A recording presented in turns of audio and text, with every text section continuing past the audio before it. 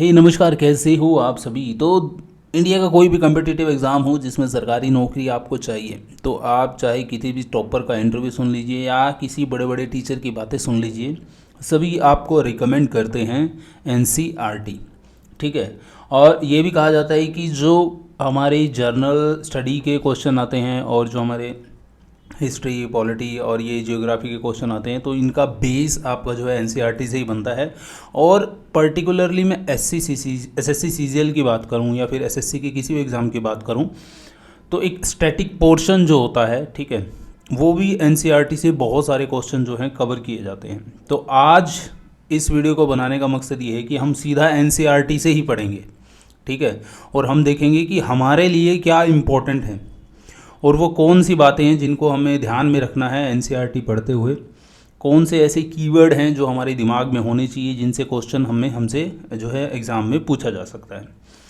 तो बेस भी बनेगा आपका और साथ में एनसीईआरटी से ही हम फैक्ट उठाएंगे, तो फैक्ट के गलत होने की कोई भी संभावना नहीं होगी क्योंकि एनसीईआरटी में लिखा हुआ है। अगर एनसीईआरटी में ही गलत हो तो हम उसको चैलेंज भी कर सकते हैं। तो आज का जो हमारा मैं एनसीईआरटी पढ़ रहा हूँ, ये मैं 12th क्लास की एनसीईआरटी है हिस्ट्री की, और ये पार्ट 1 है। और इसका जो पहला चैप्टर है इसमें थीम 1 लिखा हुआ है, यहाँ पे आप देख सकते हो, ब्रिक्स बीड्स बोन्स। ईंटें, हिंदी में बात करें तो इसको होगा ईंटें, मनके और हड्डियाँ। ठीक है। तो पर्टिकुलरली ये जो चैप्टर है पूरा का पूरा ये हड़प्पा सिविलाइजेशन के ऊपर बेस है। और आप जानते हैं हड़प्पा सिविलाइजेशन के ऊपर ये प्रीवियस ईयर्स के पेपर उठा के देखो तो बहुत सारे क्वेश्चन जो है आपको देखने को मिल जाएंगे। तो चलिए सीधा एनसीईआरटी से पढ़ते हैं यार। वो जो इंपॉर्टेंट क्वेश्चन हमारे लिए बनते हैं जैसे सीजीएल के, वो मैं आपको पॉइंट आउट करता चलूँगा, वो आपको ध्यान में रखने हैं, नोट करके रखने हैं। तो चलिए बिना टाइम गवाए इस वीडियो को शुरू करते हैं।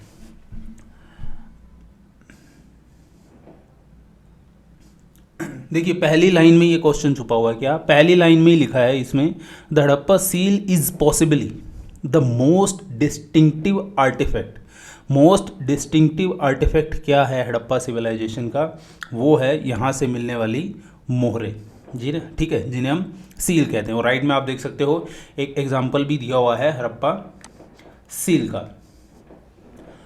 तो चलिए डाइव इन करते हैं इस चैप्टर में और ढूंढते हैं हमारे लिए क्या क्या इसमें इंपॉर्टेंट है। तो सबसे पहले टर्मिनोलॉजी, प्लेस और टाइम बताया गया है जो कि मोस्ट इंपॉर्टेंट है, ये आपको ध्यान में रखना है स्टैटिक पॉइंट ऑफ व्यू से।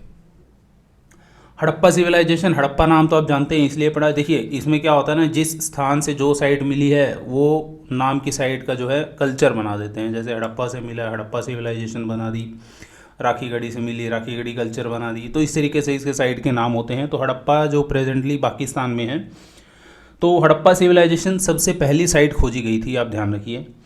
और हड़प्पा सिविलाइजेशन को इंडस वैली सिविलाइजेशन भी कहा जाता है। और इसको 3 फेज़ में बांटा गया है एनसीईआरटी में। पहला तो है इसका अर्ली फेज़, दूसरा है द अर्बन फेज़ और तीसरा है लेट हड़प्पा। सबसे पहले अर्ली फेज़ के बारे में इसमें बताया गया है, जो पीरियड 6000 बीसी से लेके 2600 बीसी तक रहा, वो हमारा पीरियड जो है वो है अर्ली फेज़। ठीक है। फिर आता है इसका सेकंड जो कि है अर्बन फेज़, जिसे मोस्ट प्रॉस्परस फेज़, ये टर्मिनोलॉजी, ये फ्रेज, ये वर्ड आप याद रख लीजिए। मोस्ट प्रॉस्परस फेज़ कौन सा माना जाता है हड़प्पा का?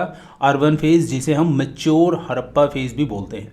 तो इसका पीरियड था 2600 बीसी से लेके 1900 बीसी तक का। फिर इसके बाद आता है जब हड़प्पा सिविलाइजेशन का डिक्लाइन होना शुरू हो गया था, तो उसको लेट हड़प्पा भी बोलते हैं। ठीक है। इसको डिकेंडेंट फेज़ भी बोला जाता है। तो ये 1900 बीसी से लेके 1300 बीसी तक का हमारा पीरियड था।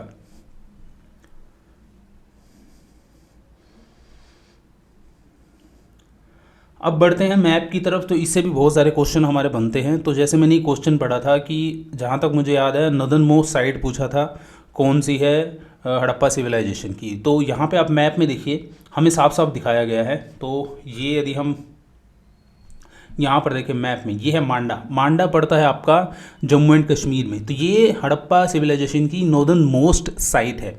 सदर्न मोस्ट साइट की बात करें तो थोड़ा सा आप नीचे आओगे, नर्मदा नदी से नीचे महाराष्ट्र के अंदर पड़ता है दैमाबाद। ठीक है। तो दैमाबाद जो है महाराष्ट्र के अंदर, ये सदर्न मोस्ट साइट है हड़प्पा सिविलाइजेशन की। फिर मैं बात करता हूँ इसके वेस्टर्न मोस्ट साइट की। ठीक है। मतलब कि वेस्ट में ये वेस्टर्न मोस्ट साइट आप नोट कर लीजिए, ये है सुक्ता गेंदोर, ठीक है, और ये दस्त रिवर के किनारे पर पड़ता है। और फिर बात करते हैं ईस्टर्न मोस्ट की। सॉरी, मेरे को बैक करना पड़ेगा। हाँ, हो गया, एक सेकेंड होल्ड रखिए। ओके, अब ठीक है। हाँ, अब बात करते हैं ईस्टर्न मोस्ट साइट की। यदि आपसे पूछ ले हड़प्पा सिविलाइजेशन की कौन सी है, तो आप नोट कर लीजिए आलमगीरपुर उत्तर प्रदेश में है, हिंडौन नदी के किनारे, ठीक है। तो ये हमारी ईस्टर्न मोस्ट साइट है। ये जस्ट एक बेसिक सा हो गया इसके बारे में, ठीक है। और इसमें जो लोकेशन मैप के ऊपर दी गई हैं, तो मैं आपको लोकेशन तो बाद में करवाऊंगा, ठीक है। मैप के ऊपर जो प्रैक्टिस हमें करनी है, याद रखना है, वो मैं अलग क्लास में करेंगे। फिलहाल हम इसके बारे में पढ़ते हैं। फिलहाल तो एक बेसिक सा सेटलमेंट के बारे में हमें एक नोट दिया है जो हमें पढ़ना चाहिए, इम्पॉर्टेंट है। अभी तक बताया गया है कि 2000 से ज़्यादा हड़प्पा जो है साइट खोजी जा चुकी है इंडियन सब कॉन्टिनेंट में। और देखिए, ध्यान से सुनिए मैं क्या कह रहा हूँ। मोस्ट ऑफ द साइट्स, मैंने अंडरलाइन किया हुआ है, आप पढ़ लीजिए। Most of the sites are found located, कौन सी दो नदियों के किनारे मिली है? पहली इंडस और दूसरी सरस्वती। तो इंडस और सरस्वती नदियों के बीच में मोस्ट ऑफ द साइट जो है हड़प्पा सिविलाइजेशन की मिली हैं। नीचे आंकड़ा भी दिया है, nearly 2/3 of these settlement are in the Saraswati basin. तो सरस्वती नदी के बेसिन में 2/3 ऑफ द सेटलमेंट थी हड़प्पा सिविलाइजेशन की। तो इससे पता चलता है सरस्वती रिवर कितनी इंपॉर्टेंट रही होगी उस पीरियड में। इसके अलावा इसमें आगे हमें यह भी बताया गया है कि 5 मेजर सिटी आइडेंटिफाई हुई हैं हड़प्पा सिविलाइजेशन की। वो 5 कौन कौन सी हैं वो आपको याद रखनी है। पहली यहाँ पर बताई गई है राखीगढ़ी। राखीगढ़ी हरियाणा में है, हिसार में। दूसरे नंबर पर आती है मोहनजोदाड़ो हड़प्पा। मोहनजोदाड़ो तीसरे पे हड़प्पा। मोहनजोदाड़ो और हड़प्पा ये दोनों साइट ही पाकिस्तान में है। धोलावीरा पड़ती है गुजरात में। फिर आती है 5वें नंबर पे गनवेरीवाला। गनवेरीवाला भी कहाँ पड़ता है? पाकिस्तान में, ठीक है। तो ये इम्पॉर्टेंट हैं, ये चीज़ें नोट कर लीजिए। और जो मैं आपको वर्ड मैंने हाईलाइट किए हुए हैं ना कि मोस्ट ऑफ द साइट्स कौन सी दो नदियों के रिवर बेसिन में, मैंने बताया आपको इंडस और सरस्वती नदी के, ठीक है। तो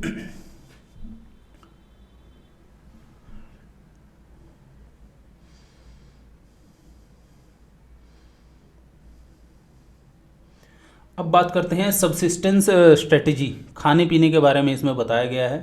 तो जो हड़प्पा के लोग थे वो बताया गया है wide range of plant and animal products consume करते थे, इंक्लूडिंग फिश। मैंने पर्टिकुलरली हाईलाइट किया है इंक्लूडिंग फिश, ठीक है।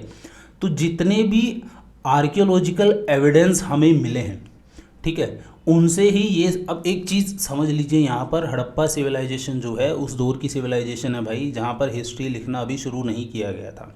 और जो इनकी स्क्रिप्ट है वो भी आज तक हम डेसिफर नहीं कर पाए हैं, डिकोड नहीं कर पाए हैं। तो जितने भी ये सारे आप देखोगे, थोड़ा ध्यान से पढ़ोगे ना वर्डिंग देख के, तो आप देखोगे कि जितने भी ये सारी बातें यहाँ पर लिखी गई हैं, ये सारी जो भी एविडेंस, आर्कियोलॉजिकल एविडेंस हमें मिले हैं, और उनसे जो हमारे आर्कियोलॉजिस्ट हैं उन्होंने जो अनुमान लगाया है उनके बेस पे ही सारी बातें एनसीईआरटी में लिखी हैं। अब कहीं से चावल के दाने मिल गए तो हम ये बोलेंगे कि वहाँ के लोग चावल खाते थे।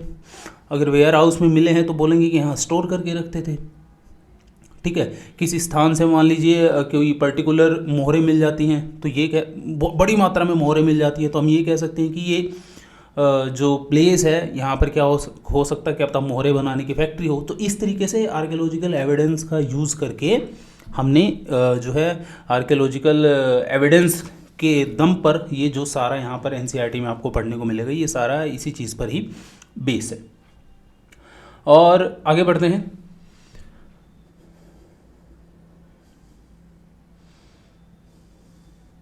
अब देखिए ग्रेन्स की बात करते हैं। अनाज जो मिला है हड़प्पा साइट पर वो बताया गया है, कौन कौन सा मैं बता देता हूँ। पहले नंबर पर है वीट, यहाँ पे आप देख सकते हो वीट। दूसरे नंबर पे है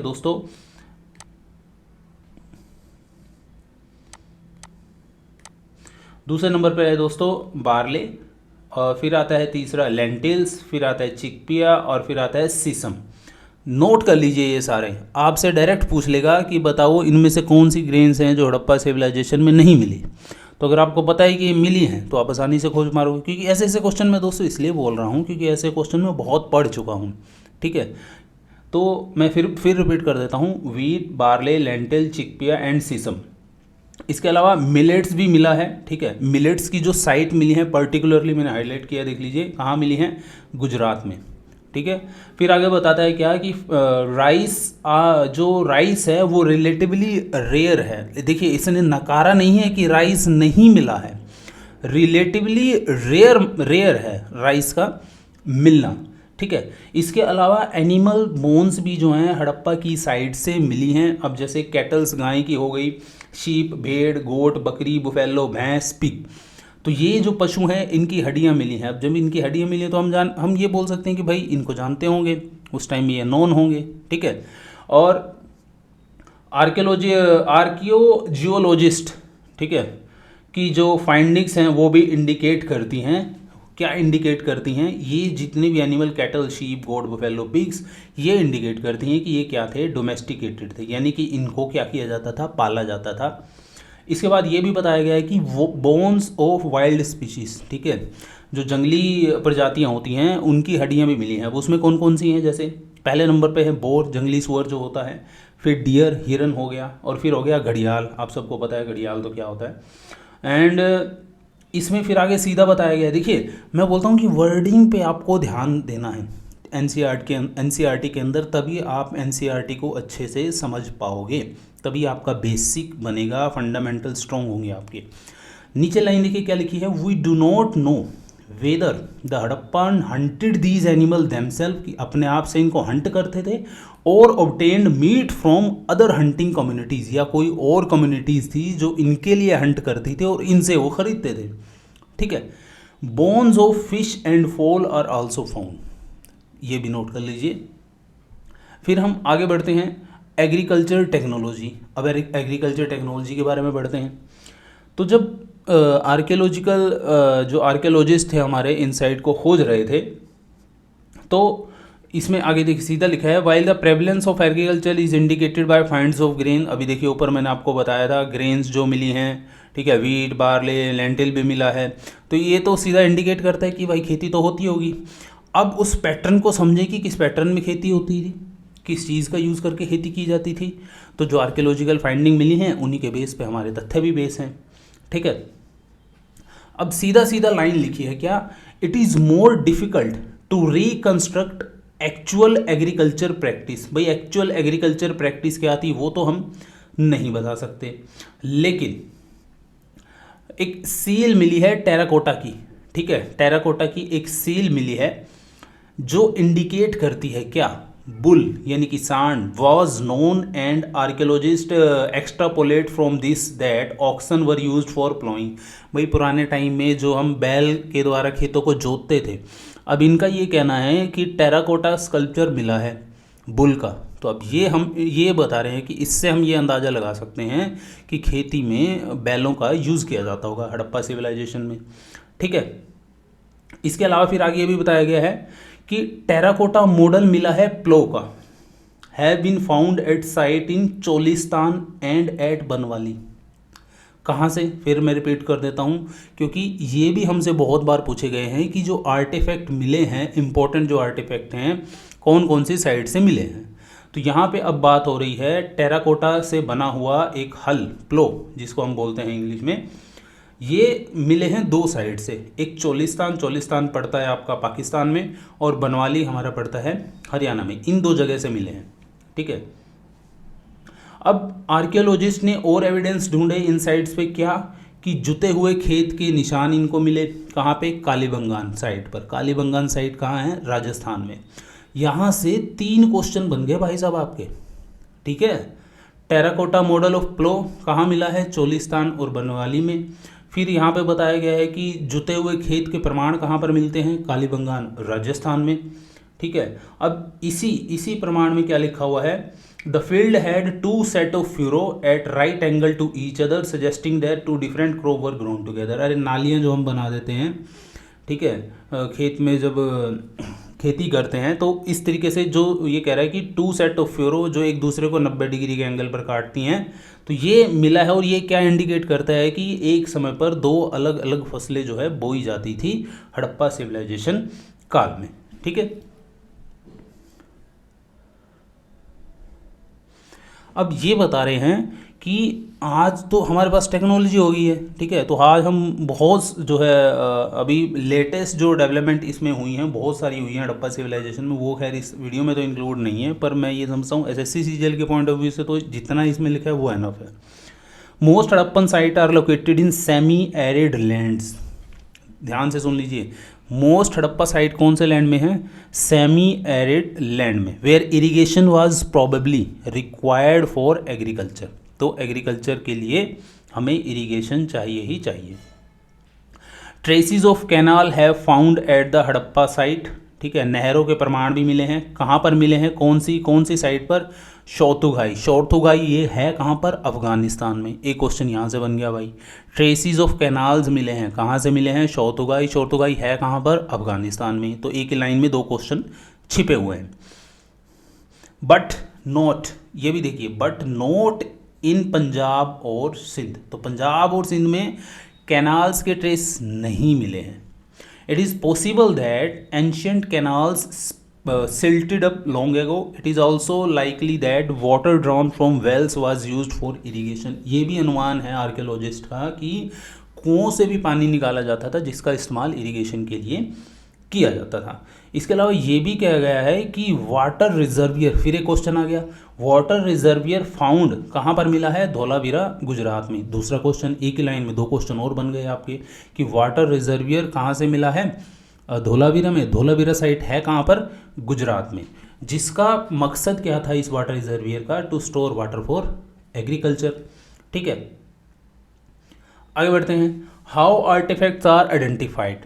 तो इसमें यहाँ पे बोला है कि जो सैडल क्वंस मिले हैं, यहाँ पे सैडल क्वंस बोलते हैं उसको, किसको? चक्की। अरे भाई, जो अनाज ये उगाते थे उसको पीसते तो होंगे ना आटा बनाने के लिए, तो चक्कियाँ भी यहाँ से मिली हैं। किस टाइप की चक्की मिली है यहाँ पर बताया गया है। देखिए, इस टाइप की जो है ये चक्की मिली है।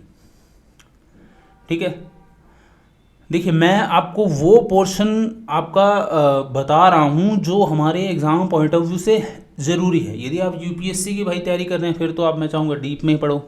ठीक है, लेकिन ये आप एसएससी सीजीएल की तैयारी कर रहे हो तो क्या चीज़ इंपॉर्टेंट हमारे लिए एनसीईआरटी में हो सकती है और किस तरीके से हमको पढ़नी है, तो ये वीडियो आपके लिए बहुत इंपॉर्टेंट है। अब हम बढ़ते हैं मोहनजोदाड़ो की तरफ। ठीक है, अब मोहनजोदाड़ो को सबसे पहले देखिए इसने क्या क्या है हाईलाइट डाला है? A plan urban centre. तो उसमें किसका नाम आ गया? मोहनजोदाड़ो का।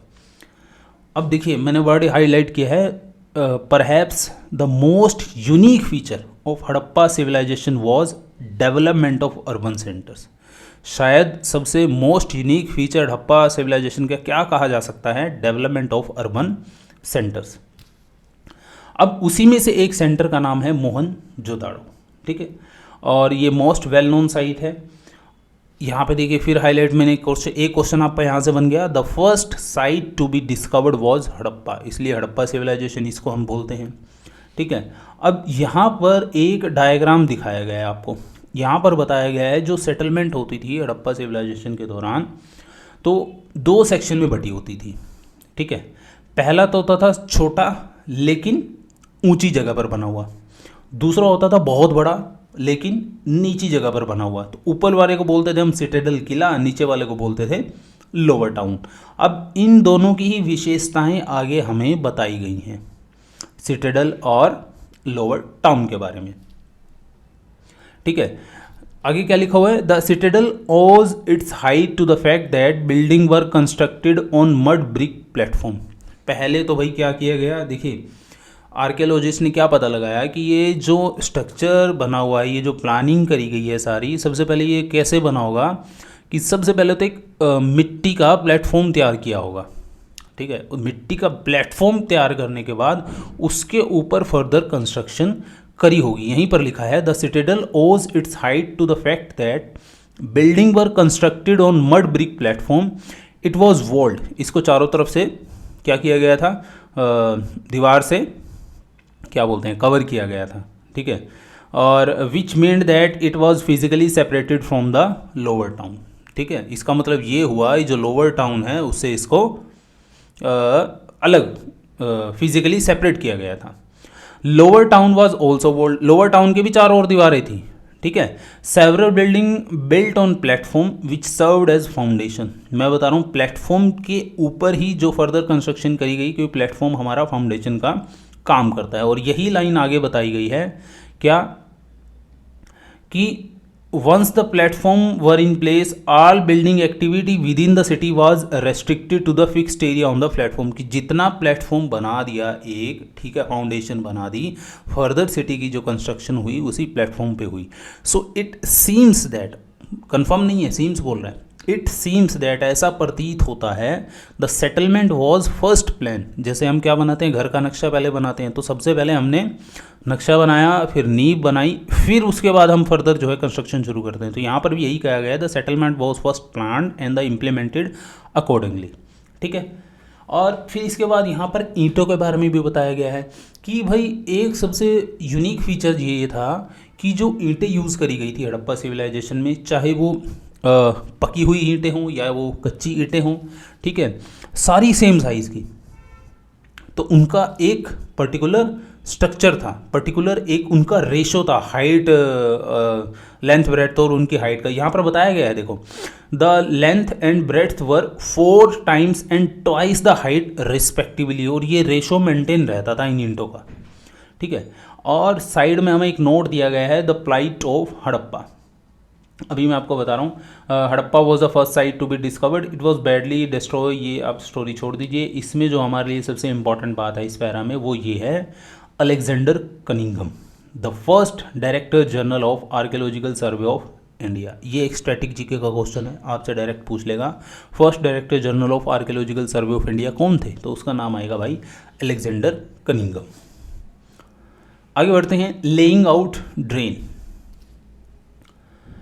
अब भाई पानी का ड्रेनेज सिस्टम कैसा था वो देख लीजिए।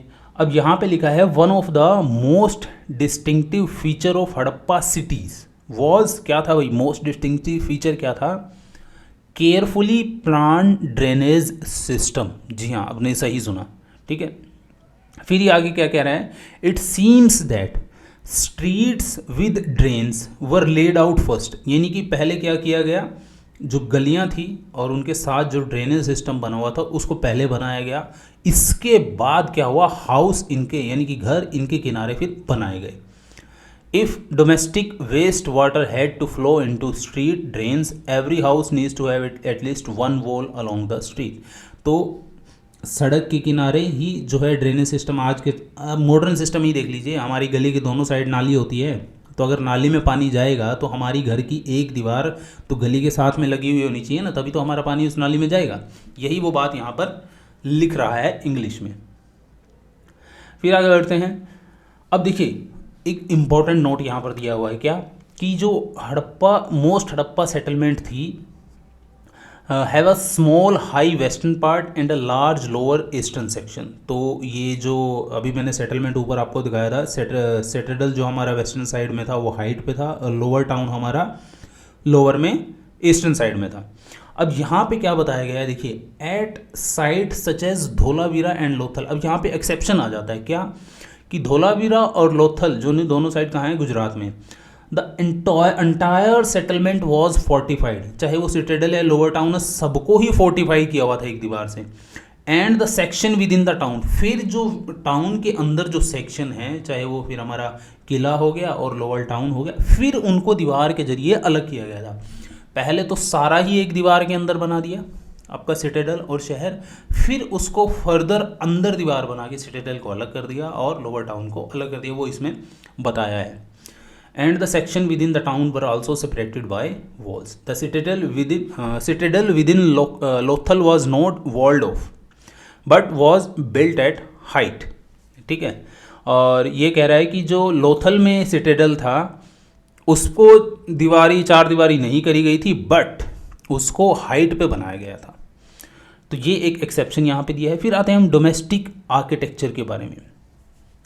अब डोमेस्टिक आर्किटेक्चर जो लोअर टाउन था वहाँ पे किस टाइप का आर्किटेक्चर था, पहले ये इसमें बताया गया है, वो हम पढ़ लेते हैं।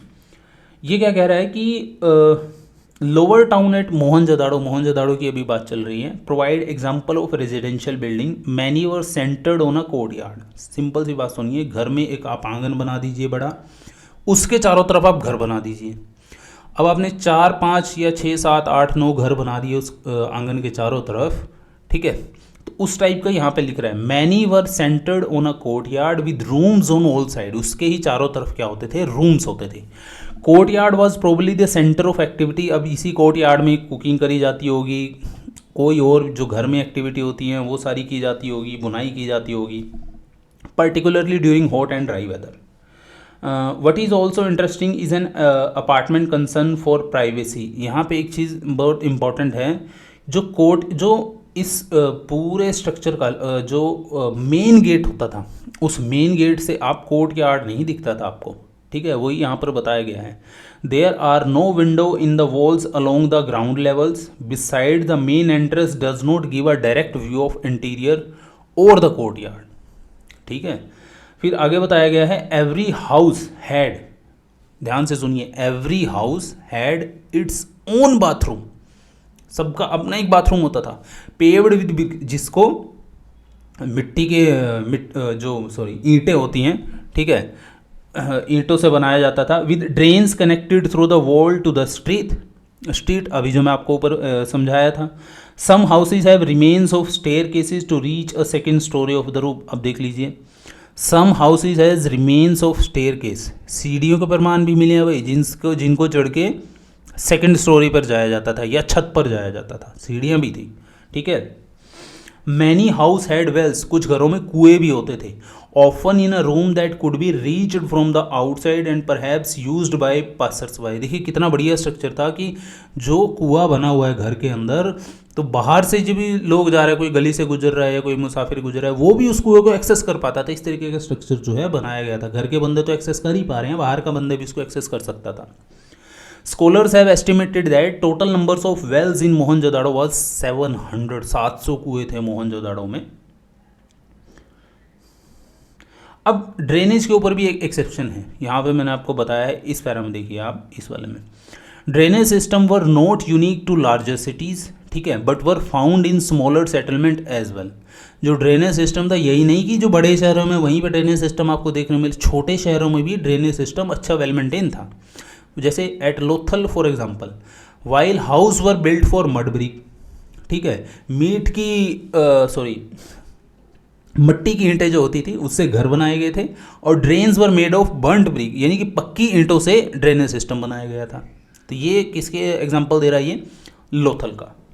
अभी जो मैं सारा एक्सप्लेन किया ना आपको, बीच में कोर्ट यार्ड होता था, इसके चारों तरफ कमरे बने होते थे, ये जो मेन एंट्रेंस हो गया, यहाँ से आपको कोर्ट यार्ड का व्यू नहीं दिख रहा, ये जो 6 नंबर का आप देख रहे हो, यहाँ पे घर, इसमें एक कुआं है, ये सारा जो दिया गया है इसमें। यहाँ पे देखिए, ये वाला जो दरवाज़ा है ना, यहाँ से आप एंटर करके इससे एक्सेस कर सकते हैं, अंदर वाले बंदे भी इस कुएं का एक्सेस कर सकते हैं। तो इस स्ट्रक्चर को यदि आप पढ़ोगे तो सारा इसमें ध्यान से देखोगे तो आपको सब कुछ मिल जाएगा। एक स्टेयर केस यहाँ पे हमें दिख रही है, एक स्टेयर केस हमें यहाँ पे दिख रही है छत पे जाने के लिए। तो ये सारी चीज़ मैंने अभी आपको बताई है।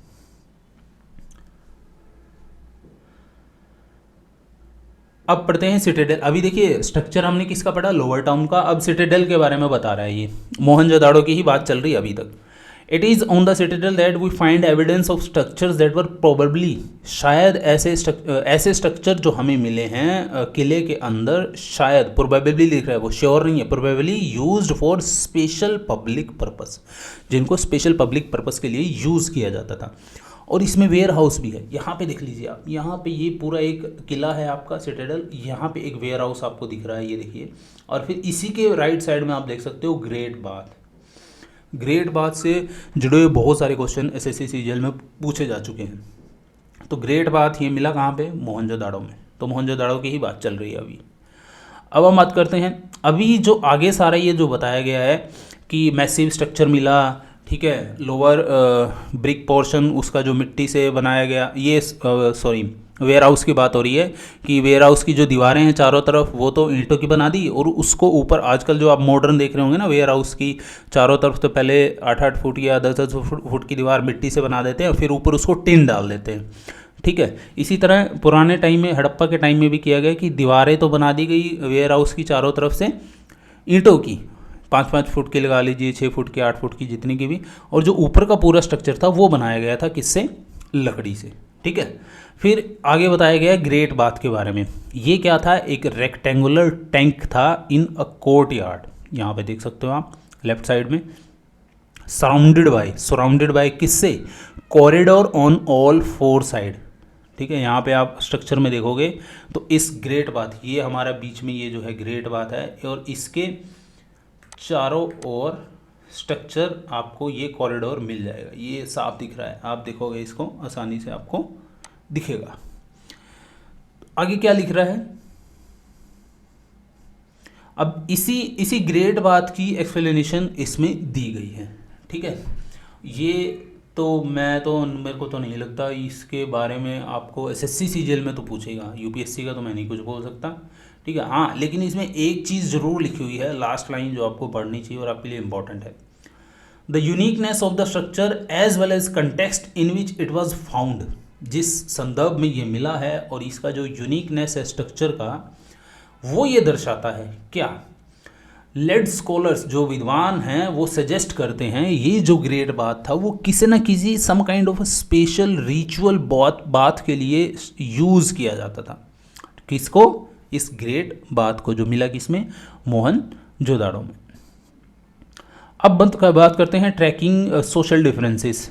अब सोशल डिफरेंसेस भाई मतलब कि एलाइट लोग होते थे, ठीक है, जैसे आजकल है ना middle class, high class, lower class, ठीक है, उस तरीके का सोशल डिफरेंस यहाँ पर पता करने की बात कर रहे हैं। तो सबसे पहले सोशल डिफरेंस पता करने के लिए किस चीज़ का सहारा लिया जा रहा है? ब्यूरियल्स, यानी कि जो दफनाए जाते थे लोग, तो उसका एग्जाम्पल इसमें लिया गया है। कैसे? देखते हैं। Archaeologist generally use certain strategy use करते हैं कि सोशल और इकोनॉमिक डिफरेंसेस पता करने के लिए कि लोगों को दफनाया गया है। These include studying burials. You are properly, यहाँ पर अब बात हो रही है पिरामिड्स की, और आप जानते हैं कि हाँ, हमारी हड़प्पा सिविलाइजेशन जो पिरामिड के जो इजिप्ट के जो पिरामिड हैं उनके कंटेम्प्रेरी थी। यहाँ पे लिखा हुआ है, मैंने हाईलाइट भी किया हुआ, देखिए। आगे बताया गई एट ब्यूरियल, हम सीधा हमारे काम की बात पे चलते हैं। At burial in Harappa site the dead were generally laid in pits. खड्डों में लिटाया जाता था भाई, खोद के, जो मरे हुए बंदे थे। फिर आगे बता रहे हैं अब किस तरीके से उनको किस तरीके से खड्डे बनाए जाते थे। The way difference in the way the burial pit was made in some instances ये बताया गया है कि कईयों में तो कच्चे खड्डे होते थे, कईयों में जो है ब्रिक्स, जो है ईंटें बिछा दी जाती थी। यहीं से बोल रहे हैं, could these variation be an indication of social differences. क्या ये सोशल डिफरेंसेस का इंडिकेशन हो सकते हैं? अब इसने आगे एक लाइन लिख दी, फिर क्या? We are not sure. भाई हम श्योर नहीं है ऐसा में। ठीक है। अब ये नीचे क्या कह रहा है कि कुछ ऐसी कब्रें हैं, सम ग्रेव्स कंटेन पॉटरी, जिनमें पॉटरी का सामान दफनाया गया था साथ में, और ऑर्नामेंट्स। ठीक है। अब आगे ये क्या लिख रहा है? परहैप्स, शायद, indicating a belief that this could be used in after life. अब देखिए, श्योर नहीं लिखा है कहीं भी कि हड़प्पा के लोग ऐसा मानते थे कि आप इनके कब्रों में जो सामान इनके साथ जिनको दफनाया जा रहा है, कि ये सजेस्ट किया जा रहा है, इंडिकेट किया जा रहा है कि ऐसा मानते होंगे कि ये लोग, ये अगले जन्म में इनके काम आएगा। जैसे इजिप्ट में ये प्रथा थी, इजिप्ट के लोग मानते थे ना। तो आगे क्या है? Jewellery has been found in burials of both man and women. अब बंदे को भी दफनाया गया है, लेडी वुमेन को दफनाया गया है, मैन को दफनाया गया, दोनों के ही कब्रों में से ऑर्नामेंट्स मिले हैं। आप ये नहीं कह सकते कि वुमेन के मिले हैं, मैन के मिले हैं।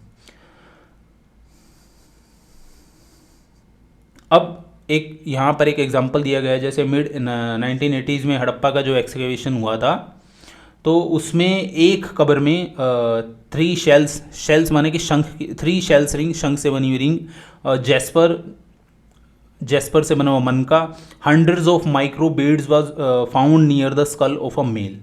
इन some instances the dead were buried with copper mirrors. कुछ उदाहरणों में तो आप देखोगे कि जो मुर्दा थे उनको कॉपर मिरर के साथ दफनाया जाता था। बट ऑन द होल, यदि पूरे एक पिक्चर की बात करें as a whole, it appears that, यहाँ पे भी श्योर नहीं है, अपीयर्स लिखा है, देखो, it appears that the Harappa did not believe in burying precious thing with the dead. बहुत इंपॉर्टेंट बात लिखी हुई है। But on whole it appears that the Harappa did not believe in burying precious thing with the dead. ऐसा नहीं मानते होंगे कि भाई कोई ज़रूरी थोड़ी ना है किसी को सोना चांदी हीरे जवाहरात के साथ दफनाना है, ठीक है, ऐसा नहीं मानते होंगे हड़प्पा के लोग। ये लाइन इसमें लिखी है। फिर आगे बात कर, ये कॉपर मिरर आप देख सकते हो, राइट साइड में ये पिक्चर दी हुई है कॉपर मिरर की। फिर आप बात करते हैं लुकिंग फॉर लग्जरीज, ठीक है। अब लग्जरी को कैसे आर्कियोलॉजिस्ट ने डिफ़ाइन किया, भाई इतने हज़ारों साल पुरानी सभ्यता थी तो ये लग्जरी को कैसे डिफ़ाइन करेंगे आर्कियोलॉजिस्ट, इसके बारे में अभी बताया गया है। अभी इसमें क्या कहा गया कि दो तरीके की चीज़ें होती होंगी जो इनको आर्टिफैक्ट और मिले हैं सारे खुदाई में, कि एक तो होती है जो डेली यूज़ होने वाली चीज़, ठीक है, यूटिलिटेरियन एंड लग्जरीज। अब जो चीज़ें भरपूर मिली हैं हर एक लोकेशन से, बहुत ही ज़्यादा मात्रा में मिली हैं, तो जाहिर सी बात है इनका आर्कियोलॉजिस्ट का मानना है कि वो कॉमन चीज़ें होंगी डेली लाइफ वाली। और जो चीज़ बड़े शहरों में मिली है और बहुत रेयरली मिली है, उनको ये मानते हैं लग्जरी की चीज़ें।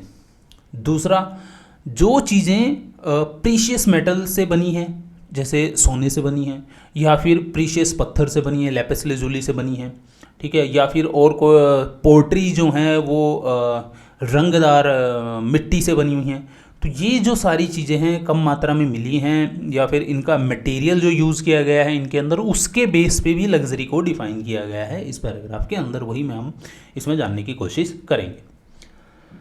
तो सोशल डिफरेंस, अब देखिए जो कॉमन सामान है भाई कॉमन आदमी के पास होगा, लग्जरी होंगी अमीर आदमी के पास होंगी, तो ये भी एक सोशल डिफरेंसेस को समझने की चीज़ है। तो इसमें लिखा है द फर्स्ट कैटेगरी इंक्लूड, यानी कि जो डेली यूज़ होने वाली चीज़ें हैं, object of daily use made Fairlie easily out of ordinary material. तो ऑर्डिनरी मटेरियल से डेली यूज़ की चीज़ें बनी हुई होती थी, जैसे पत्थर हो गया या फिर क्ले हो गया। और अभी मैंने आपको बताया था आटे की चक्की मिली है, क्वंस और पोट्री जो बनती थी, नीडल्स और बॉडी स्क्रबर्स, ये सारे डेली लाइफ के सामान मिला है। And are usually found distributed throughout the settlement, सारी सेटलमेंट पे ये सामान देखने को मिलता है। आर्कियोलॉजिस्ट एज्यूम, फिर देखिए एज्यूम क्या है इन्होंने, कोई कंफर्म नहीं है, मैं बता रहा हूँ ना। Archaeologists assume objects were luxuries if they are or made from costly non local material or with complicated technologies, ठीक है। कॉम्प्लिकेटेड टेक्नोलॉजीज का मतलब एक तो सिंपल मिट्टी का आपने मटका बना दिया, लेकिन कुछ रंगदार मिट्टी के भी जो है मटके बनाए जाते थे, फियांस पता नहीं क्या बोलते हैं उसको, मेरे को वर्ड नहीं याद आ रहा है, इसमें आएगा वर्ड, आगे मैं आपको दिखाऊंगा, ठीक है। तो उस मिट्टी को ही बनाने का सबसे पहले तो एक प्रोसेस होता है, तो उस प्रोसेस उसमें कॉम्प्लिकेटेड जो टेक्नोलॉजी आप कॉम्प्लिकेटेड मान लीजिए, उस टाइम के हिसाब से बोल रहा हूँ, ठीक है। तो इनका ये मानना है कि जो कॉम्प्लिकेटेड टेक्नोलॉजी से चीज़ें बनी वो भी लग्जूरियस हो गई। तो ये एक क्या डिनोट करता है कि उस टाइम भी एक सोशल डिफरेंसेस तो थी। The little ports of faience, faience यहीं आ गया लोगढ़, ये रहा फियांस, रंगदार मिट्टी के बर्तन होते हैं ना, उनको बोलते हैं फियांस, पॉट्स ऑफ फियांस, मटका मिला था रंगीन मिट्टी का बर्तन, faience. The situation become more complicated when we find scenes that the article of daily use such as spindles, holes made of rare fiancé do we class। हाँ, इसमें एक अपवाद यहाँ पर है, एक एक्सेप्शन यहाँ पर है कि कुछ डेली यूज़ होने वाली चीज़ें जो होती थी, ठीक है। अब जैसे इनको मिला स्पिंडल होल्स, स्पिंडल मतलब कि जब आप बुनाई करते हैं तो उसमें यूज़ होता है स्पिंडल होल्स, तो इनको ये बना हुआ मिला फियांस का, ठीक है, रंगीन मिट्टी का। तो अब ये भी कंफ्यूज हो गई कि इसको लग्जूरियस में डालें या फिर इसको हम डेली लाइफ यूज़ में डालें। तो इस तरीके के भी अपवाद जो हैं आर्कियोलॉजिस्ट के सामने आते हैं। If we study the distribution of such artefact we find that rare object made of valuable material are generally concentrated in large settlement like Mohenjodaro and Harappa. हाँ, ये आगे बताया गया है कि क्या जो रेयर ऑब्जेक्ट थे, वैल्यूएबल मटेरियल के ऑब्जेक्ट थे, वो कंसंट्रेटेड हैं, बड़े शहरों में मिले हैं, जैसे मोहनजोदाड़ो हो गया, हड़प्पा हो गया, और rarely found in smaller settlement, जो स्मॉलर सेटलमेंट है उनमें बहुत कम मिले हैं। फॉर एग्जांपल यहाँ पे बताया गया है इसमें क्या, एक miniature pots of faience perhaps used as perfume बोतल, परफ्यूम बोतल की बात हो रही है, are found mostly in Mohenjodaro and Harappa. एक क्वेश्चन क्लियर हो गया कि परफ्यूम की बनी हुई बोतल, इनका मानना है पर शायद यूज्ड एज परफ्यूम बोतल की, परफ्यूम बोतल की तरह यूज़ की जाती होगी, ये मिली है मोहनजोदड़ो और हड़प्पा से। And there are none from small settlement like Kalibangan, लेकिन छोटी सेटलमेंट से ऐसे चीज़ें नहीं मिली हैं। इसके बाद लिखा है gold too was rare, gold भी रेयर था, and as at present probably, फिर शायद, फिर देखिए फिर वर्ड यूज़ कर लिया, शायद श्योर नहीं है, probably precious all the gold jewellery found at Harappa site was recovered from hoards. Hoards का मतलब यहाँ पे क्या होता है, पुराने टाइम में देखिए लॉकर्स तो होते ही नहीं थे, हम क्या करते थे, आपने सुनी भी होगी ये कहानी है कि आप मटके में सोना दाब दो या मटके में कोई प्रीशियस मेटल दाब के अपने घर के नीचे दाब दो या दीवार में चिनवा दो, तो ये उनको होर्ड बोलते हैं। तो ये हड़प्पा साइड से बहुत सारे सोने के होर्ड्स मिले हैं। फंडिंग अबाउट क्राफ्ट प्रोडक्शन, अब बात आती है क्राफ्ट प्रोडक्शन की। अब इससे हमारे क्वेश्चन कौन से क्लियर होंगे कि जो ये प्रोडक्शन करते थे, क्राफ्ट प्रोडक्शन, उसमें मटेरियल कौन सा यूज़ होता था, स्टोन्स कौन से यूज़ होते थे, मेटल कौन से यूज़ होते थे, ये कौन से स्थान से लेके आए जाते थे, ये बाहर से मंगवाते थे या फिर भारत के अंदर ही इनको ये रॉ मटेरियल मिलता था, किस शेप्स में ये जो है क्राफ्ट प्रोडक्शन की जाती थी, किस शेप्स के जो है ऑर्नामेंट्स बनाए जाते थे, मनके बनाए जाते थे, हार बनाए जाते थे, ये सारा इसमें हमें पता चलने वाला है। अब देखिए यहाँ पे साफ लिखा है पहली लाइन में चहुनजोदड़ो,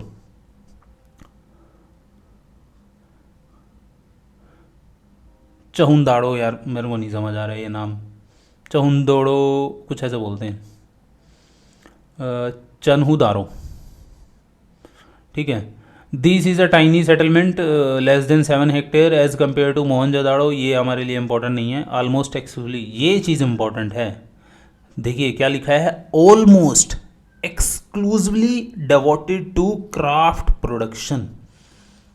तो ये जो साइट है चहुंजोदड़ो वाली, ये exclusively devoted to craft production. Craft production में क्या इंक्लूड किया, बीड मेकिंग, मनके बनाना, शेल कटिंग, शंख की कटिंग करना, मेटल वर्क हो गया, सील मेकिंग, मोहरे बनाना, ठीक है, वेट मेकिंग, जो उस टाइम में वेट यूज़ किया जाता था उसको बनाना, ठीक है। फिर आगे क्या लिखता है, the variety of material use to make beads, मनके जो बनाए जाते थे वो रिमार्केबल है भाई, बहुत सारे मटेरियल का यूज़ किया जाता था। पहला तो है पत्थर, कार्नेलियन जिसको बोला गया है कार्नेलियन, तो ये एक रेड कलर का पत्थर होता था।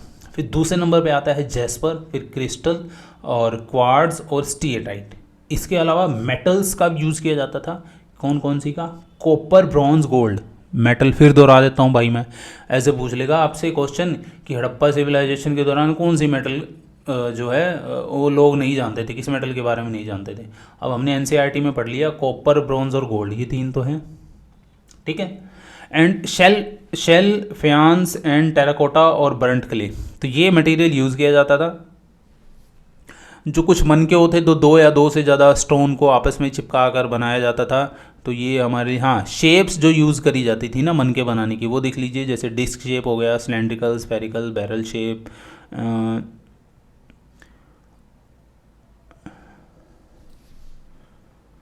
हाँ, टेक्निक के बारे में बताया गया है, जो मनके बनते थे वो जो टेक्निक उसमें यूज़ होती थी।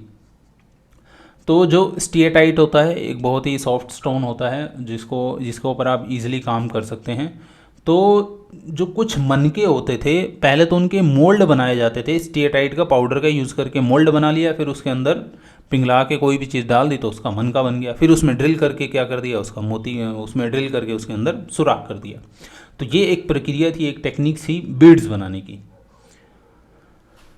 हाँ, इसमें एक चीज़ छुपी हुई है, ये नॉलेज के लिए मैं आपको बता रहा हूँ कि ये भी एक पजल है आर्कियोलॉजिस्ट के लिए कि the how the steatite micro beads was made remain a puzzle for archaeologist studying ancient technology. भाई एंशिएंट टेक्नोलॉजी में कैसे बारीक मोती बना लिए जाते थे स्टीएटाइट के और उनमें होल भी कर दिया जाता था, ये अभी तक आर्कियोलॉजिस्ट के लिए एक पजल है।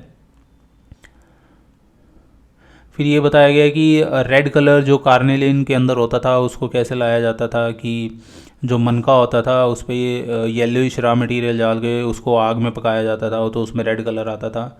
और इसके अलावा हमें जो बताया गया है प्रोसेस, कि पहले ग्राइंडिंग करना मनके का, फिर पॉलिशिंग करना, फिर उसके अंदर ड्रिल करना, ठीक है, ये एक मनके बनाने का प्रोसेस पूरा हो जाता है यहाँ पर। अब एक क्वेश्चन यहाँ से एक बनता है क्या कि स्पेशलाइज्ड ड्रिल, मनके के अंदर जो सुराख किया जाता है उसके लिए जो ड्रिल यूज़ होती थी, have been found at Chanhudaro, Lothal and more recently in Dholavira. 3 site होगी, चहुंदारो, लोथल एंड धोलावीरा। यार ये नाम मेरे को नहीं सही प्रोनाउंस होगा कभी, मेरे को लग रहा है। अब बात करता है ये दूसरी साइड की, एक है नागेश्वर, एक है बालाकोट, ठीक है। अब ये क्या बता रहे हैं, ये दोनों सेटलमेंट मैप पे देखोगे ना, ये समुद्र के किनारे हैं, नियर द कोस्ट। अब जब समुद्र के किनारे हैं तो जाहिर सी बात है समुद्र से बनने वाले जो ऑर्नामेंट होंगे उनका यूज़ करके जो है ऑर्नामेंट बनाए जाते होंगे। तो यही है, यहाँ पे लिखा है these were specialised centre for making shell object. शंख होते हैं ना समुद्र के अंदर जो हमें मिलते हैं, फिर इसके बाद सीपियाँ मिलती हैं, आपने देखा होगा, और बहुत सारी चीज़ें मिलती हैं, मेरे को नाम याद नहीं आ रहे हैं इनके। तो इनका यूज़ करके हम चूड़ियाँ बना लेते हैं, उनके अंदर हार बना लेते हैं शंख काट के, ठीक है। बहुत सारी चीज़ें शेल ऑब्जेक्ट्स इनको बोलते हैं। तो अब ये शेल ऑब्जेक्ट अगर समुद्र किनारे मिलेंगे तो भाई समुद्र किनारे फैक्ट्री लगानी पड़ेगी ना, रॉ मटेरियल तो वहीं पे है।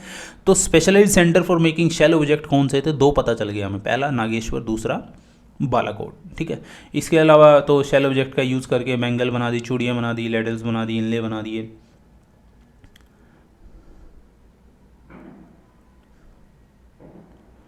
और इसके बाद आता है आइडेंटिफाइंग सेंटर्स ऑफ प्रोडक्शन। तो अब सेंटर ऑफ प्रोडक्शन की बात हुई है। एक बात बताओ मेरे को सिंपल सी, कि हज़ारों साल पुरानी सभ्यता है। अब जहाँ पे जो रॉ मटेरियल मिलेगा तो उस तरीके की प्रोडक्शन जो है प्रोडक्शन इस्टेब्लिशमेंट भी वहीं करनी पड़ेगी। जैसे अभी नागेश्वर और बालाकोट की बात हो रही थी कि ये समुद्र किनारे स्थिति थे, तो समुद्र से जो शंख वाले निकलते हैं, सीपियाँ निकलती हैं और चीज़ें निकलती हैं, रॉ मटेरियल तो वहीं से मिलेगा, तो वहीं हमें फैक्ट्री लगानी पड़ेगी। तो ये आइडेंटिफाइंग सेंटर ऑफ प्रोडक्शन उसी बेस पे कर रहा है क्या, in order to identify centre of craft production archaeologists usually look for the following. पहला, raw material such as stone, कहाँ से मिलता है ये पत्थर। होल शेल, पूरा का पूरा शंख कहाँ से मिलेगा हमें। कॉपर और, जहाँ से कॉपर की खदानें होगी वहीं पर कॉपर के टूल बनेंगे। Unfinished object. अब यहाँ पे देखिए एक चीज़ बताई गई है, waste is one of the best indicator of the crafts work. भाई आप कोई सामान बना रहे हो, इसमें ये बताया गया है, मैं आपको सिंपल भाषा में बता देता हूँ कि आप कोई भी चीज़ बना रहे हो रॉ मटेरियल का यूज़ करके, तो कुछ तो वेस्ट होगा ना। कुछ प्रोसेस में वेस्ट बहुत बड़ा होता था जिसके फर्दर छोटे छोटे और ऑब्जेक्ट बना लिए जाते थे, लेकिन कुछ जगह पर उस मटेरियल को कुछ नहीं किया जाता था, वहीं छोड़ दिया जाता था। अब जहाँ जहाँ से उस रॉ मटेरियल के ढेर मिले हैं तो हम ये मान लेंगे वहाँ पे क्या होती थी, प्रोडक्शन इस्टेब्लिशमेंट होती थी। अब ये नहीं ज़रूरी, जैसे मैं आपको शहर के नाम बता रहा था कि इन्हीं शहर में ही हो गया, चहुंदारों में हो गया, धोलावीरा में हो गया, या फिर हमारा नागेश्वर और बालाकोट में हो गया। लेकिन हमें ये जो क्या बोलते हैं वेस्ट मटेरियल है, ये हमें मोहनजोदाड़ो से भी, हड़प्पा से भी मिला है। तो ये हमें इंडिकेट करता है कि वहाँ पर भी प्रोडक्शन इस्टेब्लिशमेंट होगी, ठीक है। जैसे यहाँ पे एग्जांपल दिया है इसने, if shell or stone is cut to make object then pieces of this material will be discarded as waste at the place of production. ये मैं आपको बता दिया। समटाइम दिस छोड़ दीजिए, आपके काम का नहीं है, इसको आगे चलते हैं। स्ट्रेटजी फॉर प्रोक्योरिंग मटेरियल, ये बताई गई है अब स्ट्रेटजी फॉर प्रोक्योरिंग मटेरियल। अब जो मटेरियल भारत में मिलता था तो भारत से ही ले लेते थे।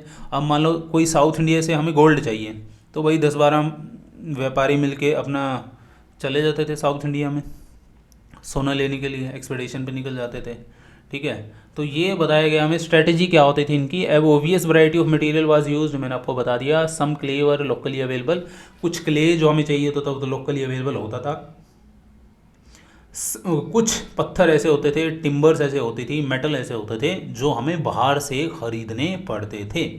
अब जैसे इसमें क्या बताया गया है, terracotta toy model of bullock गाड़ी जो होती है ना, बुलॉक कार्ट जिसको बोलते हैं, उसका एक टेराकोटल टॉय मॉडल मिला है। तो अब ये क्या सजेस्ट करता है कि ये जो आवागमन होता था या फिर सामान इधर से उधर लोकली लेके जाना होता था, किसका यूज़ किया जाता था, बुलॉक कार्ट का यूज़ किया जाता था, ठीक है।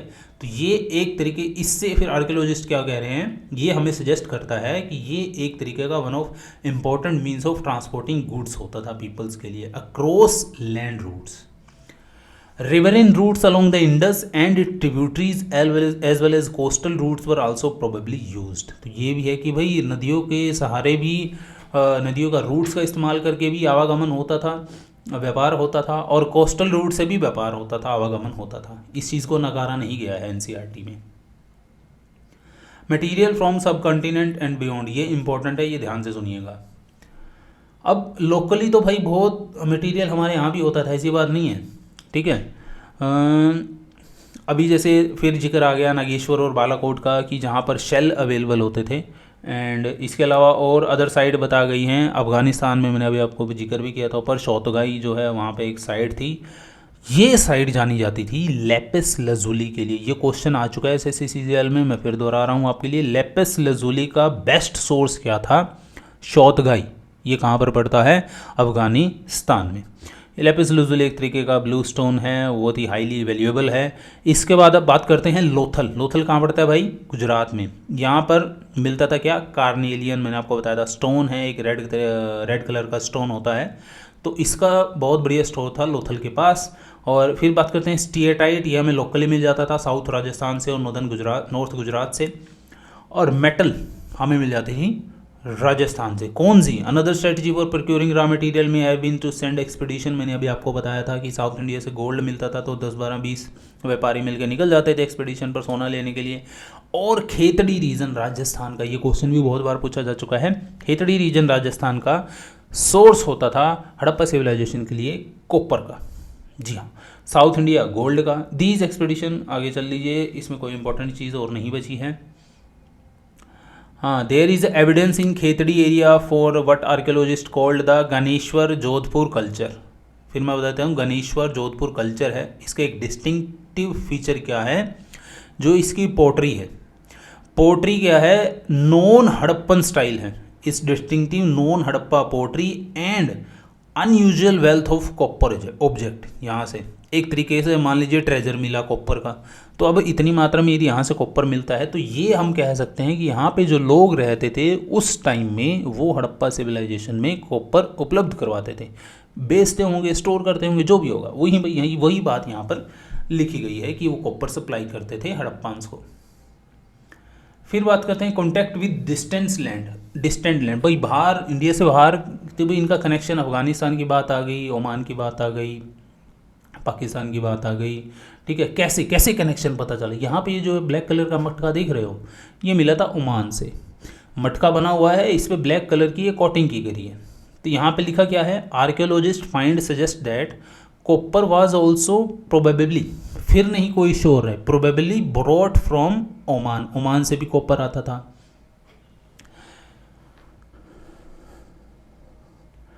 फिर ये केमिकल एनालिसिस जो प्रोसेस किया होगा आर्कियोलॉजिस्ट ने, उससे ये पता किया कि जो ओमानी कॉपर है एंड हड़प्पन आर्टिफैक्ट है, दोनों में निकल के ट्रेस मिले हैं। तो इसी बेस पर कहा जाता है कि ओमान से कॉपर लाया जाता था। Thick layer of black clay की कोटिंग इस पर की गई है, ये ओमान साइड से मिला है। Such thick coating prevent the percolation of liquid, कि लिक्विड लीक ना हो जाए। वुड यू नोट, हाँ इसमें देखो साफ लिखा है, ये जो बर्तन मिला है ना ओमान से, इनको नहीं पता भाई इसमें क्या, इसके अंदर क्या लेके जाया जाता था। भाई ओमान में जाके ये बर्तन मिला हड़प्पा साइड का, इनको नहीं पता कि वहाँ क्या लेके जाया जाता है इन बर्तन में। लेकिन यहाँ पर ये क्या बोल रहे हैं archaeologists? It is possible that, ऐसा हो सकता है, Harappas exchange the content of these vessel for Omani copper, कि ओमानी कॉपर जो लेते थे हड़प्पा के लोग ओमान से, उसकी पेमेंट जो करते थे उसको इन जार में भरकर और ओमान तक ले जाया जाता था। तो ये एक तरीके का फैक्ट मान लीजिए, यह जो है आर्कियोलॉजिस्ट ने हमें दिया है। आगे बात क्या? Mesopotamian text datable to the 3rd millennium BC refer to copper coming from region. ये भी इंपॉर्टेंट है, ठीक है। मेसोपोटामियम टेक्स्ट में आगे मैं बताता हूँ, आगे मैंने इसको हाईलाइट किया है। Mesopotamian site contain traces of nickel, उनमें भी मिला है कॉपर के अंदर। Long distance include Harappa is worth noting that, यहाँ पे आ जाइए। It is worth noting that Mesopotamian text mention contact with region named Dilmun, probably the island of Bahrain, Magan and Meluhha region वही है। कौन सा रीजन? हड़प्पा रीजन। पॉसिबली यहाँ लिखा देखिए, पॉसिबली कौन सा रीजन है? हड़प्पा, जिसका जिक्र किस में मिलता है? मेसोपोटामियम टेक्स्ट में। They mention the product from Meluha carnelian, वहाँ से कार्नेलियन यानी कि हड़प्पा से कार्नेलियन जाता था, lapis lazuli, copper, gold and varieties of would.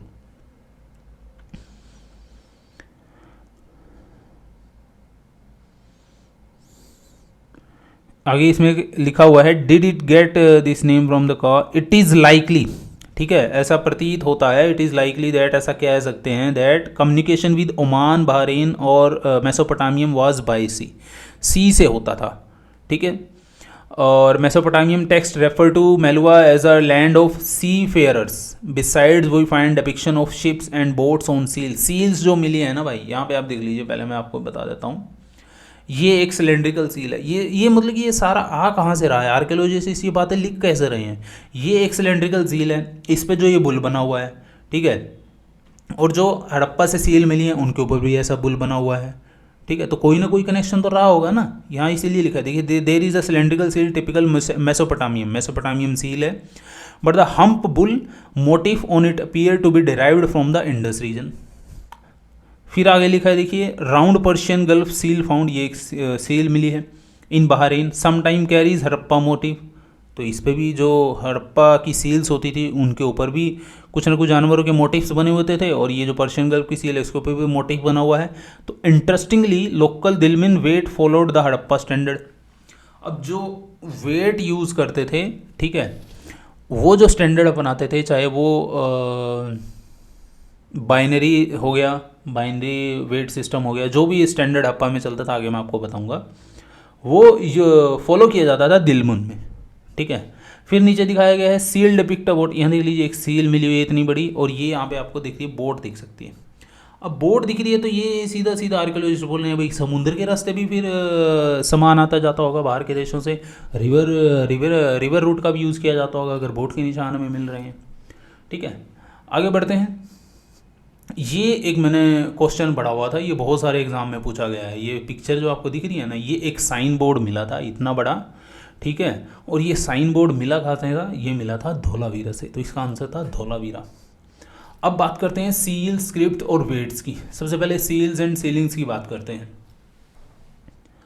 अब जो सील्स और सीलिंग्स होती थी वो जो लॉन्ग डिस्टेंस कम्युनिकेशंस होता था उसमें यूज़ होती थी। कैसे, यहाँ पे दिया हुआ एक situation, imagine a bag of goods being Saint from, अगर एक मतलब आपने थैले में सामान भर दिया, उसको एक स्थान से दूसरे स्थान पर भेजना है। आज के टाइम में तो हम क्या करते हैं, मॉडर्न ज़माना है, सील वगैरह करके, पुराने टाइम में कैसे करते होंगे यार उसको, कि उसको बांधा, ठीक है, मोम से उस पर निशान लगाया, और ये जो सील थी वो मोम पे डाली, वो छप गया सील के ऊपर, तो वो सामान जो है बैग वाला सील हो गया। अगर जब सामान दूसरी जगह पहुंचेगा, सील उधर से इधर हुई, तो फिर भाई ये मान लिया जाएगा कि ये जो सामान है इसे छेड़छाड़ करी गई है। तो यहाँ पर यही एक एग्जांपल दिया गया है, if bag reach with the sealing intact it means that it had not been tampered with sealing जो sealing also conveyed the identity of the sender, ठीक है। An enigmatic script, Harappa seal usually have a line of writing, कुछ ना कुछ लिखा होता था Harappa seal के ऊपर। अब आर्कियोलॉजिस्ट क्या मान रहे हैं, प्रोबेबली, यहाँ पे वर्ड आ गया प्रोबेबली, श्योर कोई नहीं है, probably containing the name and title of the owner, की जो सील है उसके ऊपर ओनर का नेम, उसका टाइटल लिखा होता था। अब कुछ स्कॉलर्स ये भी सजेस्ट करते हैं, जैसे इस सील के ऊपर ये बुल बना हुआ है, ठीक है, कुछ स्कॉलर्स ये बोलते हैं कि ये भाई उस टाइम भी तो कुछ लोग पढ़े लिखे होंगे, कुछ लोग नहीं होंगे पढ़े लिखे हुए, तो जो नहीं पढ़े हुए लिखे लोग थे, अनपढ़ जो लोग थे, उनको कैसे पता होगा, वो कैसे पता करेंगे किसकी मोहर है किसकी नहीं। तो ये जो मोटिफ बनाया जाता था सील के ऊपर, तो ये कुछ स्कॉलर्स ऐसा मानते हैं, ऐसा सजेस्ट करते हैं, the motif generally an animal conveyed a meaning to these who could not read, ठीक है।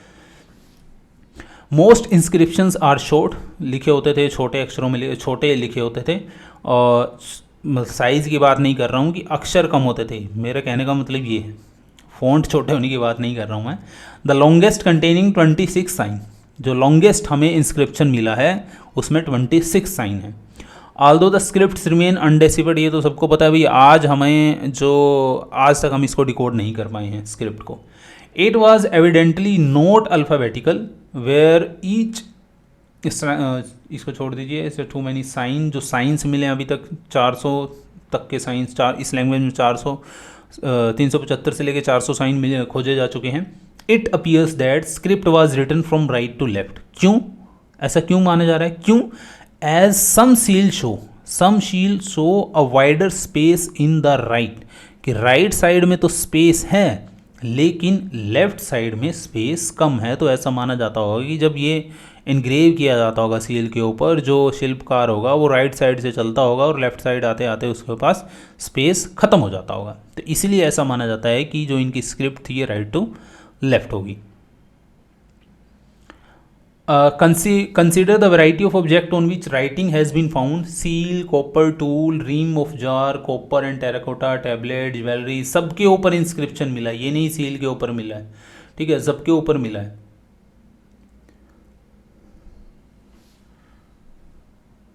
अब ये बोल रहे हैं, लास्ट लाइन पढ़िए, remember there may have been writing on perishable materials too.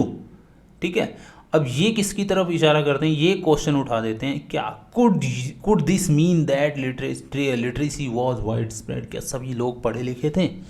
ठीक है, exchange were regulated by a precise system of weight. अब वेट की बात हो रही है, जो व्यापार में यूज़ किया जाता था, ठीक है, तोलने के लिए। यूजली मेड ऑफ स्टोन से बना होता था, जिसका नाम था chert, CHERT, and generally cubical. ये जनरली क्या होता है, क्यूबिकल शेप में होते थे और इनके ऊपर कोई मार्किंग नहीं होती थी। तो लोअर डायमेंशन जो छोटे वेट होते थे उनमें बाइनरी सिस्टम यूज़ किया जाता था, जो हाइयर डेनोमिनेशन के वेट होते थे उनमें डेसिमल सिस्टम यूज़ किया जाता था। जो प्रोबेबली, फिर देखिए वर्ड मैं बता रहा हूँ प्रोबेबली, श्योर कोई नहीं है। जितने भी आर्कियोलॉजिकल एविडेंस जो हमने निकाले हैं आर्टिफैक्ट से, सभी क्या बोलते हैं, प्रोबेबली हो सकता है या ऐसा होता होगा, ऐसा अनुमान लगा सकते हैं, सब यही लिख रहे हैं। Weights were probably use for weighing jewellery and beads. जो छोटे वेट्स थे उनका ज्वेलरी और मन के तोलने के लिए यूज़ किया जाता था। और metal scale pans have also been found. तो बड़े जो ऑब्जेक्ट होते थे उनको बड़े वेट से तोला जाता था। एंशियंट अथॉरिटी, अब ये क्या बात हो रही है? यहाँ पर बात ये हो रही है कि इस रीजन में एक तो इतना वेल प्लान रीजन हो गया सिटी की तरह, ठीक है, अभी हमने स्ट्रक्चर पढ़ा इसका। दूसरा हमने पढ़ा, मैं आपको बता रहा था कि जो ईंटें हैं ना, ईंटें आप चाहे नॉर्थ साइड से ले लीजिए हड़प्पा की या साउथ साइड से ले लीजिए हड़प्पा की, सभी साइड में ईंटों का जो रेशो है लेंथ ब्रेड्थ हाइट का वो सेम है। अब इनका ये मानना है कि यार ये चीज़ें कंट्रोल कौन करता है? ये व्यापार जो दूसरे देशों से होता था, माइंस जो कॉपर सप्लाई होता था, प्रीशियस स्टोन लेकर आते थे, व्यापार होता था, ये सारा किसी न किसी तरीके से तो कंट्रोल होता होगा, कोई अथॉरिटी तो होगी, एंशिएंट अथॉरिटी। इसके बारे में इसमें बताया गया है। तो ये सारी जो मैंने एक्टिविटी बताई लास्ट लाइन में ख़त्म कर दी इसने, लिखा हुआ है यहाँ पे आप देखिए, हु ऑर्गेनाइज्ड दीज एक्टिविटीज़, कौन ऑर्गेनाइज करता था इन एक्टिविटीज़ को? Palaces and king. अब इसके बारे में बताया गया है, if we look for a centre of power or for depiction of people in power, archaeological records provide no immediate answer. यदि आप ढूंढ रहे हो कि आपको कोई राजा मिलेगा, ठीक है, या उसके प्रमाण आपको मिलेंगे कि पावर में कौन था, तो आर्कियोलॉजिस्ट को जो रिकॉर्ड मिले हैं उसमें तो कोई इमीडिएट आंसर नहीं मिलता। Large building found at Mohenjodaro was labelled as a palace. ये भी कुछ आर्कियोलॉजिस्ट ने क्या कर दिया कि जो बड़ी बिल्डिंग मोहनजोदाड़ो में मिली हैं उनको पैलेस मान लिया। But no spectacular finds were associated with it. अब इससे जुड़े और कोई फाइंडिंग तो मिली ही नहीं उनको कि इसको पैलेस मान लिया जाए। A stone statue was labelled as continue to be known as priest king. एक स्टोन स्टैचू मिला था, ठीक है, उसको प्रीस्ट किंग मान लिया आर्कियोलॉजिस्ट ने। दिस इज़ बिकॉज, ऐसा क्यों है? क्योंकि ये जो हमारी हड़प्पा सिविलाइजेशन थी मेसोपोटामियन सिविलाइजेशन की कंटेम्पररी थी, तो उस time this is because archaeologist were familiar with Mesopotamian history as its priest kings and have found parallel in Indus region. तो उसमें ये प्रथा थी, इसलिए हमने भी मान लिया भाई ये प्रीस्ट किंग होगा जो हमें आर्कियोलॉजिस्ट को ये मूर्ति मिली। But as we will see the ritual practice of Harappan civilisation are not well understood yet. भाई इनकी जो रिचुअल प्रैक्टिस थी वो अभी तक किसी को समझ नहीं आई है।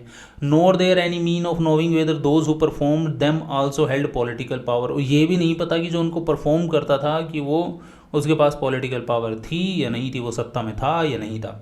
सम archaeologists are of opinion that, अब कुछ आर्कियोलॉजिस्ट का और ओपिनियन है क्या, Harappa society had no rulers, कि उनमें राजा था ही नहीं भाई। सोसाइटी में क्या था, एवरीबडी इंजॉय इक्वल स्टेटस, सबका स्टेटस इक्वल, एक समान था।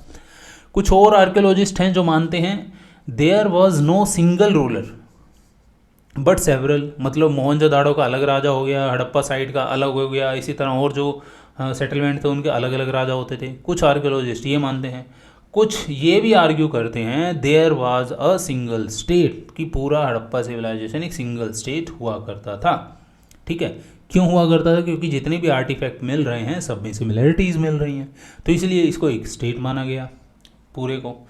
The evidence for plan artefact, इसके अलावा जो प्लान सेटलमेंट हैं उनको देखते हुए, जो standardise ratio of brick size है, establishment of settlement near source of raw material, तो ये सारे जो मैंने आपको बताए ये सारे इशारा करते हैं इस आर्गुमेंट की तरफ कि हड़प्पा सिविलाइजेशन एक ही स्टेट हुआ करता था। ठीक है, तो it is likely that Harappa practice some sort of democratic system, ऐसा भी हो सकता है कि हड़प्पा के सिविलाइजेशन के लोग किसी डेमोक्रेटिक सिस्टम को फॉलो करते हों। सम ऑफ द स्ट्रक्चर भी there given feature were created apparently for utilitarian utilitarian purpose. The end of the civilisation, अब इसके एंड की बात करते हैं, एंड फेज इसका आ गया है, तो इसमें तो मैं ज़्यादा कुछ आपको क्या बताऊँ। अब इसके एंड में इसमें जो इसमें लिखा गया है, अब देखिए मैंने आपको बताया था कुछ साइट्स जो हैं, जैसे मान लीजिए प्रोडक्शन की साइट हैं जहाँ से जो मटेरियल मिल रहा है, अब वहाँ से मटेरियल ही ख़त्म हो जाए तो साइट रहेगी वहाँ पे नहीं रहेगी, कोई नहीं जाएगा वहाँ से लोग पलायन कर जाएंगे। मान लीजिए नदी किनारे लोग बसे हुए हैं, अब नदी ने अपना रास्ता ही बदल लिया तो लोगों को पलायन करना पड़ेगा। अब मान लीजिए एकदम से बहुत सारा इन नदियों में फ्लड आ गया, इंडस रिवर में फ्लड आ गया और सरस्वती रिवर में फ्लड आ गया, फॉर एग्जांपल मान लीजिए, लोग डूब गए, पूरी सभ्यता ही डूब गई। ठीक है, इस तरीके से बहुत सारे प्रमाण जो हैं इस पैराग्राफ में आपको देखने को मिल जाएंगे। ठीक है, पतन के जो इसमें बताए गए हैं। हाँ, अब जब ये सारे आप पढ़ोगे तो नीचे एक लाइन लिखी है, सम ऑफ दीज कोज में होल्ड फॉर सर्टेन सेटलमेंट। हाँ, ये जो मैंने भी आपको रीज़न बताया ना, अब ये कुछ सेटलमेंट के लिए तो ठीक है, ठीक है, कि जहाँ पानी ख़त्म हो गया वो साइड ख़त्म हो गई, रिवर ने अपना रास्ता बदल लिया, तो जहाँ पे पोर्ट बना हुआ था वो शहर ख़त्म हो गया, वहाँ से दूसरे लोग प्लान करके। पर ये सारी बातें जो अलग अलग रीज़न पे अलग अलग तरीके से लागू होती हैं, पर एकदम से ही एंटायर सिविलाइजेशन का ख़त्म हो जाना, कोलैप्स हो जाना, ये नहीं गवार गुजरता। इसलिए लिखा है but they do not explain the collapse of entire civilization. इसमें फिर लिख दिया आगे क्या, it appears that a strong unifying element perhaps the Harappan state come to an end, this is evidence by disappearance of seal scraped. अब देखिए simple सी बात है, लोग पलायन कर गए, सिस्टम जो बना हुआ था तितर बितर हो गया। अब जो एक क्लास हुआ करती थी, जो उस प्रोडक्शन हुआ करती थी, या फिर उस टाइम की जो मोहरें बना करती थी, उस टाइम के जो बर्तन के डिज़ाइन बना करते थे, यहाँ पे सारा वो लिखा हुआ है, अब वो रहा ही नहीं, वो धीरे धीरे ख़त्म होता चला गया जैसे जैसे ये सभ्यता ख़त्म होती गई। ठीक है, the subcontinent would have to wait for over a millennium for a new city too. अब जब ये सारी ख़त्म हो गई तो उसके बाद मिलेनियम लग गया था इस तरीके की सेटलमेंट बनाने में ह्यूमंस को। अब इसमें एविडेंस ऑफ ह्यूमन इन्वेजन के बारे में बताया गया है। यहाँ पे राखीगढ़ी जो साइट है हिसार में, उसका जिक्र हुआ है इसके अंदर। तो यहाँ से मैं आपको कुछ नहीं बताने वाला, इतना कुछ मेरे को तो इसमें लगा नहीं इम्पोर्टेंट। ठीक है, आगे चलते हैं। डिस्कवरिंग द हड़प्पा सिविलाइजेशन, ये जो पैरा सब मुझे जो लगता है सबसे पहले लिखना चाहिए था कि खोजा कैसे गया है इसको। ठीक है, तो इसमें भी कुछ खास एसएससी के पॉइंट ऑफ व्यू से बता रहा हूँ भाई मैं, एसएससी सीजीएल की। तो इसमें मेरे को एक चीज़ ये लगी कि जो मैंने अभी आपको बताया था ऊपर, Cunningham was the first director general of India. और आगे बढ़ते हैं, न्यू ओल्ड सिविलाइजेशन नहीं, हाँ इसमें एक चीज़ मैं बता सकता हूँ आपको जो एसएससी के पॉइंट ऑफ व्यू से है। हड़प्पा साइड पे जो खुदाई करी गई दयाराम साहनी के द्वारा, वहाँ से सील्स मिली, मोहरें मिली उनको। ठीक है, अर्ली 20th सेंचुरी में। फिर इसके बाद राखल दास बनर्जी, आर.डी. बनर्जी आप इनको बोल दीजिए, इन्होंने मोहनजोदाड़ो में खुदाई करी तो इनको वहाँ पे सील्स मिली। तो इन सभी की जो साइट्स उस टाइम पे अलग अलग खोजी गई ना, तो इन सभी को जब इकट्ठा किया गया तो इन फाइंडिंग्स के बेस पर 1924 में जॉन मार्शल थे director general of archaeological survey of India के, तब इन्होंने ऐलान किया क्या, announce the discovery of a new civilisation in the Indus valley to the world. तो दुनिया को बताया कि यहाँ पर एक एंशियंट सभ्यता, एक प्राचीन सभ्यता जो है इस यहाँ पर मौजूद थी। ठीक है, हम आगे बढ़ते हैं। भाई मैं ये नहीं कह रहा आपको ये पैरा पढ़ना नहीं है, आप इसको पढ़ सकते हो, पर मेरे को जो एसएससी सीजीएल के पॉइंट ऑफ व्यू से लगा ना, वो मैं आपको चीज़ें बता रहा हूँ एनसीईआरटी में से। लेकिन हाँ, अपनी नॉलेज के लिए आप ज़रूर पढ़ सकते हो।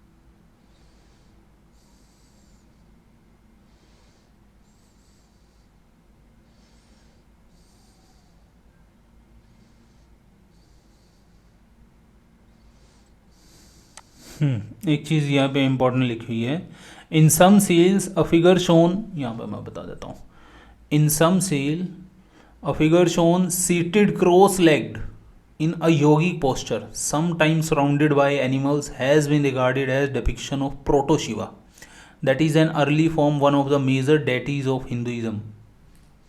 ये एक सील पे स्ट्रक्चर मिला था, यही वो स्ट्रक्चर है, ये रहा, इसके बारे में बात हो रही है, प्रोटो शिवा सील के बारे में।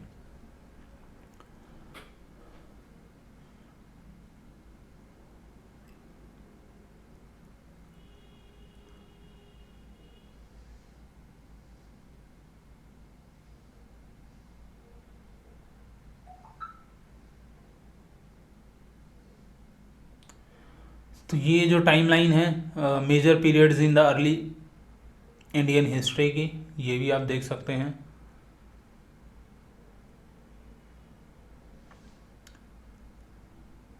ये इम्पॉर्टेंट है, timeline 2 major development in Harappan archaeology.